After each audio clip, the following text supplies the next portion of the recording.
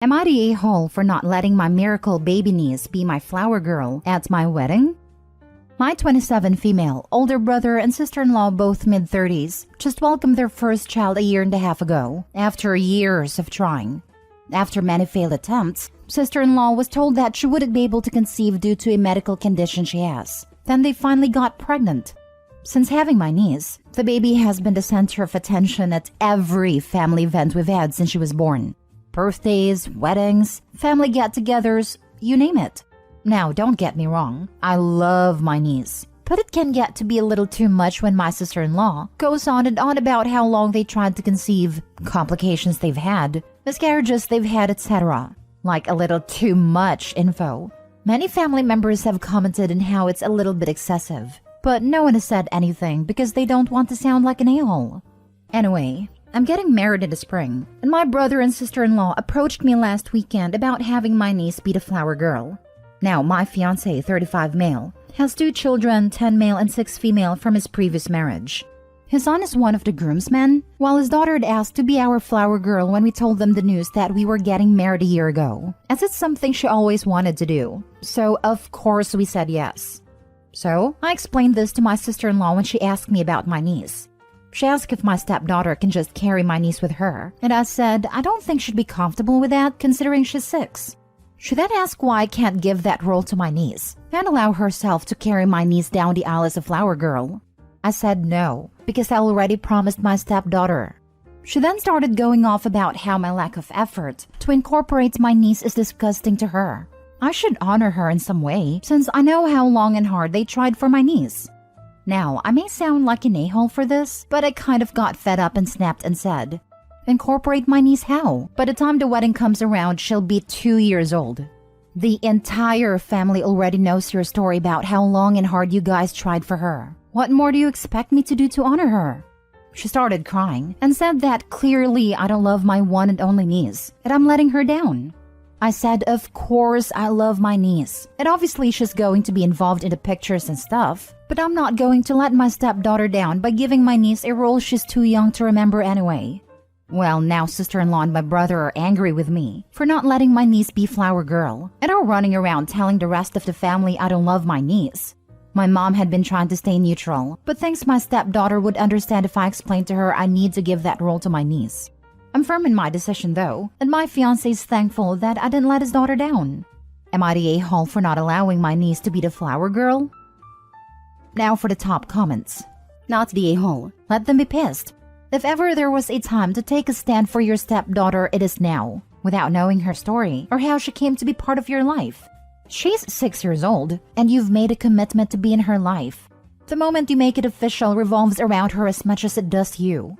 You absolutely have every right to honor the stepdaughter over the niece, and these first moments as stepmom are going to cause the ripple that forms the pond that is your relationship for her whole life. Trust me, if you back down now and give her spot away, it's going to ruin more than just your wedding. I 100% agree. I came from a family with 2 divorced parents myself, and I'll never forget how horrible I felt when my dad and stepmom's wedding I wasn't included in it at all. Yet my younger brother was one of the groomsmen. Having that experience myself, I'd never want my stepdaughter to feel that way, or that she isn't involved in such a special day. It just caused so much drama in the family that is so unnecessary. Stop thinking of it as your decision causing drama, and start correctly calling it your sister-in-law causing drama because she wants to be the center of attention at your own wedding. It's your day, not hers. Not the a-hole. She's their miracle baby, not yours. The fact that they want you to disappoint your soon-to-be stepdaughter in order to make their daughter the focus of your wedding is absurd. Next story. Am I the a-hole for not giving my daughter, who eloped, cash for her honeymoon? My daughter Jane recently eloped with her partner of 5 years. My wife and I were excited when they got engaged to plan a wedding, but she said she didn't want to rush setting a date or planning a wedding. This was understandable to us, and we didn't want to rush them either, but we let her know we would contribute a set amount to her wedding when the time came. Then last week, she tells me she has an announcement, and that they actually eloped together, because they decided they didn't want the big event with all the attention on them. This was a little disappointing, but we understood. She's never been the type to want to be in the spotlight, so while we weren't expecting it, it wasn't the biggest shock in the world. What did feel like a shock is when she assumed we'd just give her that amount of cash straight up. She said they wanted to use it to take a month-long traveling sabbatical/honeymoon. My wife and I told her the money we were prepared to give her was for a family event, not just for her to do as she pleases. If she didn't want a traditional wedding, that's fine. But we never told her we were just giving her, say, $15,000 for the act of getting married. We just didn't want her to have to spend a ton of her own funds on a wedding. And since relatives and family friends would have presumably been there, we were happy to pay for it so she wouldn't have to. 2 of my nieces have gotten married in the last couple years, and it's a family event to us, not just about the 2 people getting married. This has caused a whole thing with her saying we went back on our word to her. But in my mind, we never told her otherwise.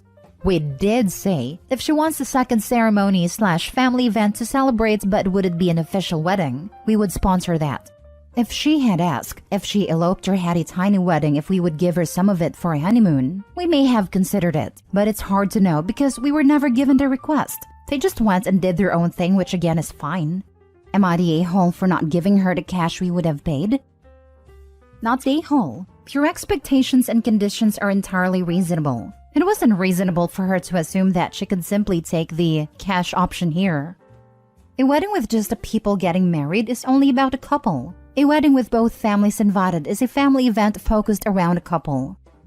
Not the a-hole. You and your wife offering to contribute toward wedding expenses in no way means your daughter is somehow entitled to that money if a wedding does not take place. That's just entitlement on your daughter's end. Yes, and it's a conversation you have with your parents before you elope. I talked all my options out with my dad. He was willing to give us a set amount if we eloped, or contribute the same amount to a wedding. But it's a discussion, not I got married. Can I have the cash? My father-in-law told me if he were in my shoes, he'd take some of the wedding fund they had for us and maybe use it as part of a down payment on a house and cut expenses here or there with the event. So we did exactly that, but he explicitly said that was an option. Never in a million years would I have expected to just be gifted that money. Especially for a honeymoon. I mean, that doesn't mean it's not important to some people, but I can imagine parents being happier helping a child with a home over a once-and-done expense. My parents offered to kick in for a portion of my wedding, or give me the equivalent if we wanted a destination wedding. We never had a third option for cash. It was always for the wedding. Next story. Am I the a-hole for oversalting my brother-in-law's food? I, 29 male, love to cook, and even more so when I'm cooking for other people. I'm also the kind of person who likes to be good at everything I do, so I put in a lot of effort into cooking and also always ask for feedback so I can make it better the next time. The one thing I ask for is that whoever I'm cooking for takes one bite before adding anything to it for 2 reasons. 1, I want to know how my cooking turned out. 2, it's kind of rude to assume someone's cooking is lacking before you even try it. I understand that people have different tastes and palates, and I wouldn't ask them to not put any more salt, pepper, or other seasonings after they try it. I just ask for one bite so I can get actual feedback. My brother-in-law, 36 male, doesn't agree with me on this, and when I've asked him to just try it before adding salt, he gets heated and says that he knows what he likes, and he should be able to do what he wants with his own food. I fully understand and support him eating his food the way he likes truly. But at the end of the day, how does he know whether or not I've salted my food enough if he doesn't take a bite first? Like I said, I'm always trying to improve. So I make changes dependent on people's feedback. So the recipes change every time I make them, adding a little bit here and taking away a little bit there. So there's no way for him to know how my next dish will come out. I also don't cook for him all that often. Maybe once or twice a month when the family's over. Anyway, the last time I cooked for the family, I made sure to put extra salt in because that was the feedback I got the last time I made that specific dish. Another thing to note is that brother-in-law adds salt to all of his food, and it's always a substantial amount of salt. So when I served brother-in-law's plate, yes, he can serve himself. I just like to also put effort into the presentation. I told him that I added more salt than usual, so he should try it before he adds salt. He said, "I'll do whatever I want with my food, thanks," and just brushed me off. We sit down to eat and he immediately starts salting his food like usual. Everyone else is trying it and saying it's really good, and they give me a solid 8 over 10 when I specifically ask for a rating on a scale of 1 to 10. Brother-in-law takes a bite and makes a face. He's very fair, and so it really shows when he's irritated because he gets really red. And he was red as a brick.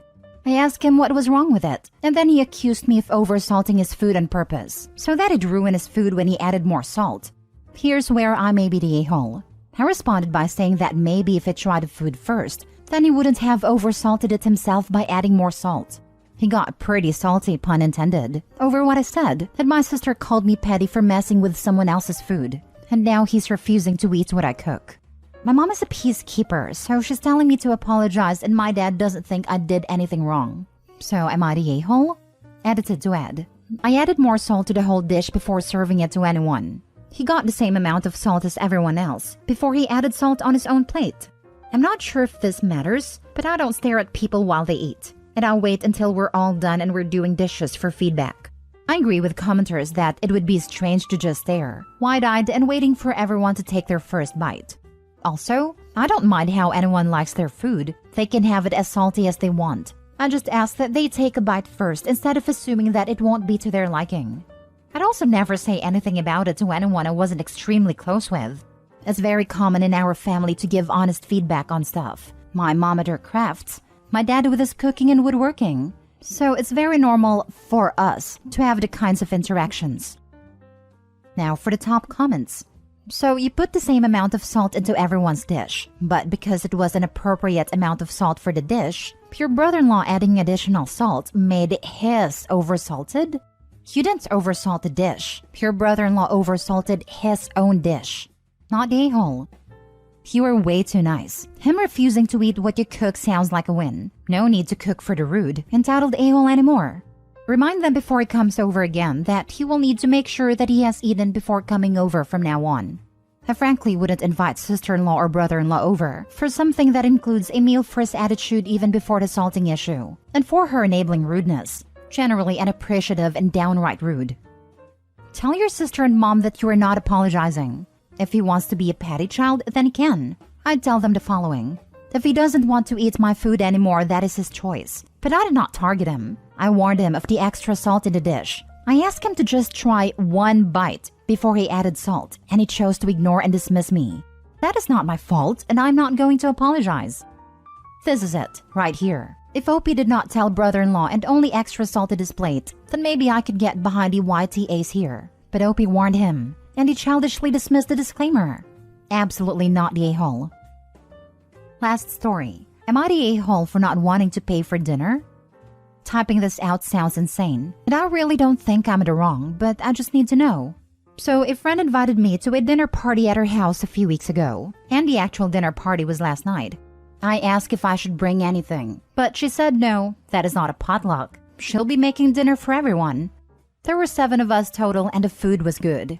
During the meal, we were all laughing and called our friend the dinner host a chef, because she made a big dinner for all of us. And we all said how much we appreciated it, because it's hard to get everyone together at the same time.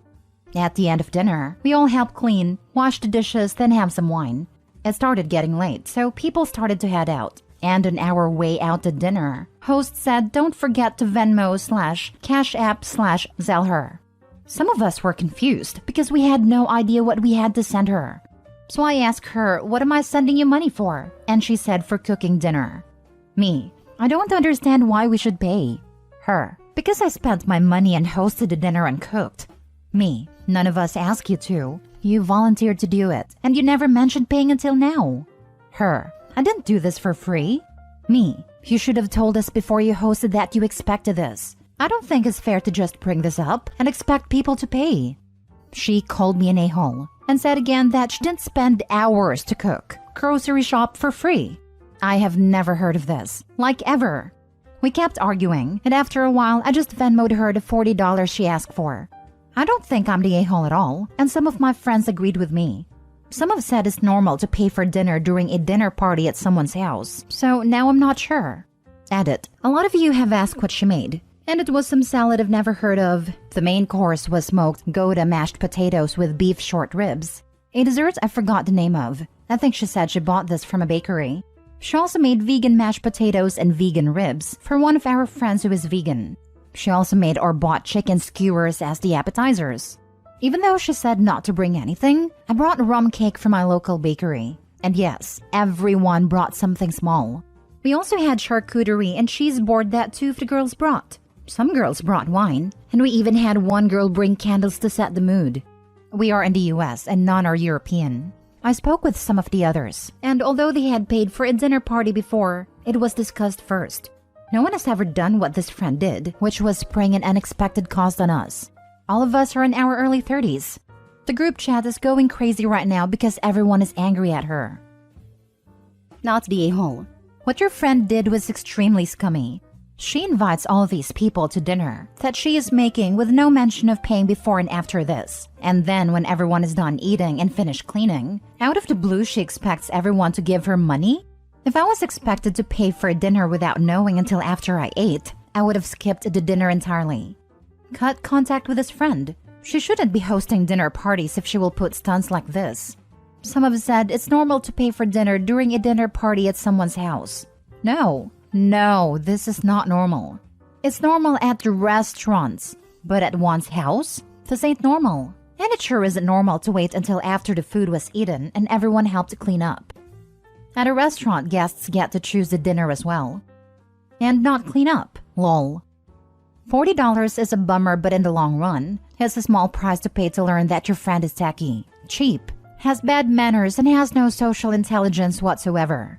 Consider it part of the cost of doing business as an adult, and handle your relationship with her in the future accordingly.